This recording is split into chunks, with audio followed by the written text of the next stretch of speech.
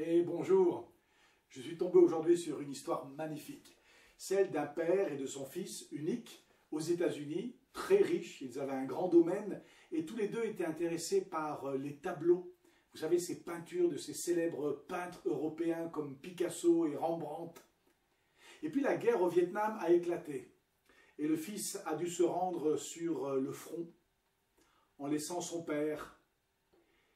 Il n'est pas resté longtemps sur le front puisque un jour, lorsqu'il aidait un de ses amis soldats, il a reçu une balle dans le cœur et il est mort sur le champ. Évidemment, la nouvelle a déchiré le cœur du père. Un mois plus tard, il reçoit une personne à la porte qui vient sonner. Ils ne se connaissent pas et ce jeune homme lui dit « Je suis monsieur le soldat que votre fils a sauvé au Vietnam. Je suis rentré aux États-Unis et je tenais à vous offrir un cadeau, une façon de vous dire merci, merci à votre fils. » Et le père a ouvert le paquet et c'était un tableau, le portrait du fils. Et le jeune soldat lui a dit « Écoutez, je ne suis pas un grand artiste, mais c'est une façon pour moi de vous dire combien je vous suis reconnaissant pour votre fils et son courage. » Évidemment, le père a pleuré. Et après le départ du soldat, il a accroché sur son mur, dans le salon, le tableau du portrait de son fils. Quand les amis, les visiteurs venaient dans son domaine, c'était la première chose qu'ils voyaient. Et d'ailleurs, il tenait à ce que tout le monde voie d'abord ce tableau-là du portrait de son fils. Quelques mois plus tard, le père est décédé, en laissant derrière lui une fortune. Et on a organisé une vente aux enchères de tous ces tableaux. Alors les gens sont venus, évidemment, ce n'est pas tous les jours que dans une salle des ventes, on a des Picasso et des Rembrandt et des Raphaël. Et les gens sont arrivés, des gens très riches évidemment. Et on a installé sur le podium un tableau, celui du fils qu'avait peint ce soldat américain. Et le maître des ventes dit « Alors, qui prend ce tableau ? Vous le prenez pour combien ?» Et puis il y a eu un silence dans l'auditoire, les gens ne comprenaient pas.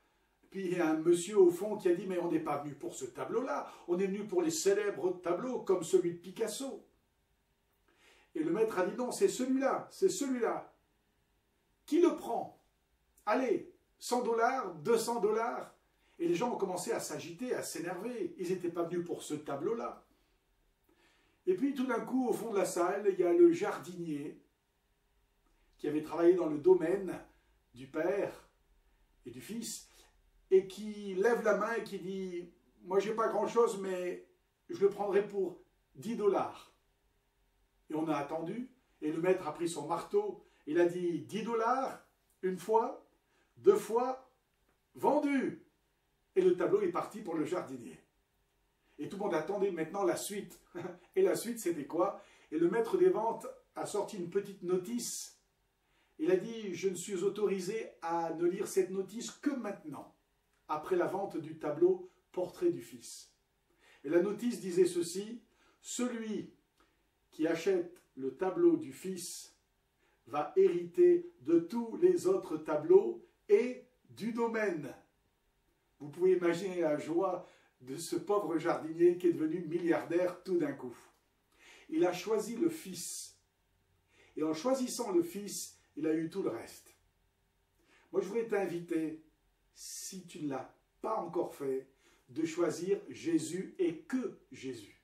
Si tu choisis Jésus, tu auras tout le reste. Et le reste, c'est quoi? Mais le reste, c'est le pardon de tes péchés. C'est la vie éternelle. C'est une demeure magnifique au ciel. Choisis Jésus. Rien d'autre que Jésus. Quand tu as Jésus, tu as la clé du royaume de Dieu.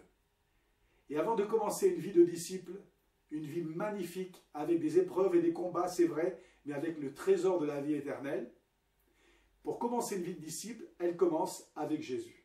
Choisis aujourd'hui Jésus. Détourne-toi de tes péchés, reconnais qu'il est mort pour toi sur la croix. Si tu acceptes Jésus, tous les autres trésors et les promesses de la Bible, elles sont pour toi.